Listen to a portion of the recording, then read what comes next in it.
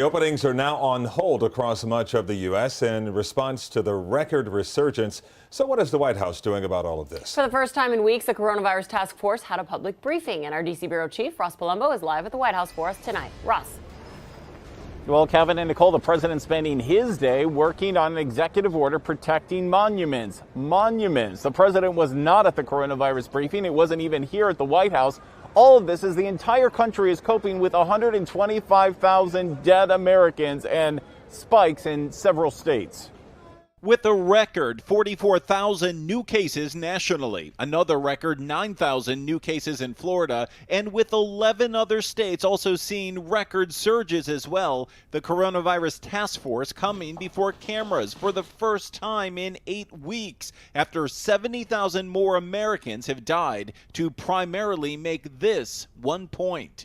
We have made truly remarkable progress. All 50 states and territories across this country are opening up safely and responsibly. But the vice president not mentioning 11 states like Florida that are now pausing or rolling reopenings back, while he is once again mentioning this false claim. It's almost inarguable that more testing is generating more cases. A distortion that the president himself continues repeating. If we didn't do testing, we'd have no cases. Doctors correcting them over and over again, clarifying that testing does not, in fact, generate new cases, only reveals existing ones. And while Dr. Anthony Fauci is pleading with Americans to wear masks. We can be either part of the solution or part of the problem. After appearing in Arizona and Oklahoma to mostly mask-free crowds, all of it leading to Secret Service agents and White House staffers getting infected,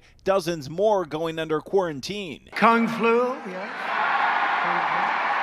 Serious questions about how the Trump campaign is contributing to the problem. So how can you say that the campaign is not part of the problem that Dr. Fauci laid out? Well, I want to remind you again that the freedom of speech and the right to peaceably assemble is enshrined in the Constitution of the United States.